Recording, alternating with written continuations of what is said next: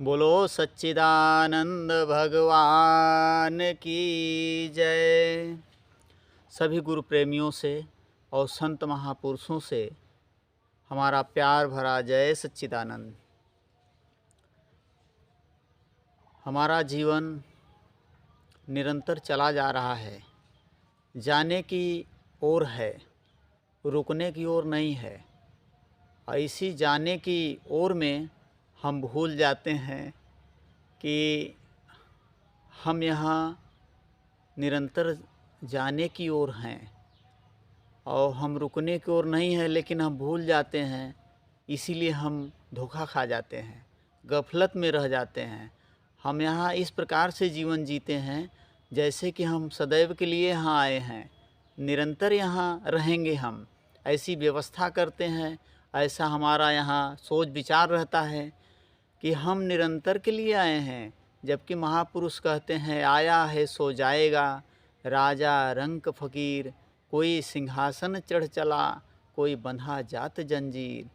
यह सराय खाना है, यह संसार, यह हमारा परदेश है। हमें इस परदेश से जो है अपने निज देश में जाना है, और हम परदेश में हैं, इसीलिए हमें शांति नहीं मिल रही है, बेचैन हैं।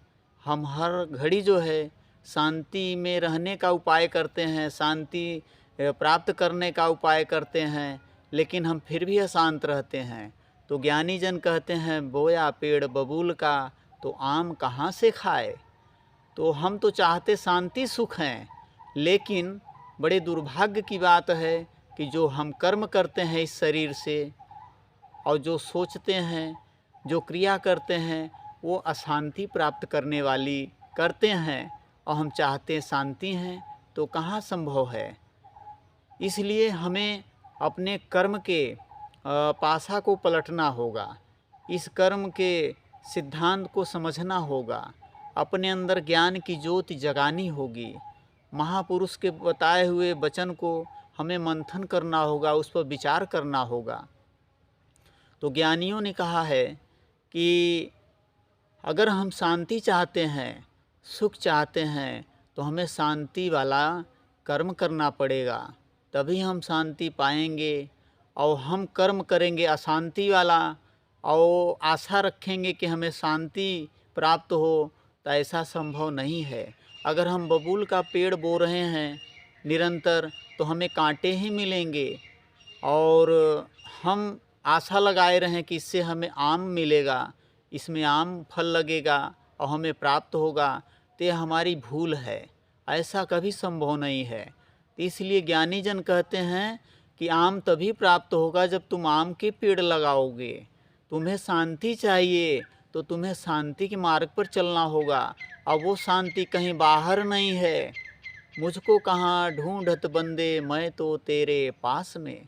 वह शांति हमारे ही पास है और हमारे ही अंदर है, इसी काया नगरी में है, कहीं बाहर नहीं है।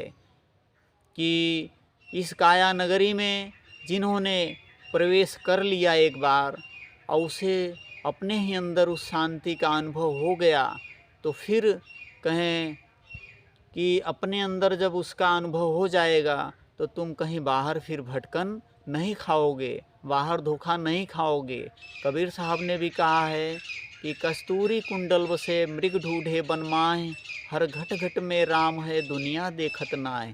तो वो शांति अपने अंदर है। जब हम गुरु के द्वारा ज्ञान प्राप्त करके उनके बताए ज्ञान का अनुसरण करते हैं, तो हम बहिर्मुख से अंतर्मुख हो जाते हैं, और अंतर्मुख हो जाते हैं तो अंतर ही प्रवेश करने के बाद हमें उस शांति का बोध होता है, उस शांति से मिलन होता है, परिचय होता है। तब हमें पता चलता है कि जिस शांति को, जो सुख को मैं बाहर खोज रहा था, वो तो मेरे ही भीतर है, मेरे ही अंदर है। तो कहीं जाने की, दौड़ने की ज़रूरत नहीं, किसी वस्तु के पीछे भागने की ज़रूरत नहीं। शांति ना रुपए में है, शांति ना सांसारिक किसी सुखों में है, किसी भी क्रियाओं में नहीं है। आप देख रहे हैं कि पैसे के पीछे भागने वाले जितना पैसा पाते हैं उतना और अशांत होते जाते हैं, जितनी सुख सुविधा की व्यवस्था करते जाते हैं उतने और अशांत होते जाते हैं, उनकी इच्छाएं और विस्तारित होती जाती हैं। तो कहने का मतलब है कि कबीर साहब ने कहा, ढेर पसारा मत करो कर थोड़े की आस, ढेर पसारा जिन किया वो भी गए निराश।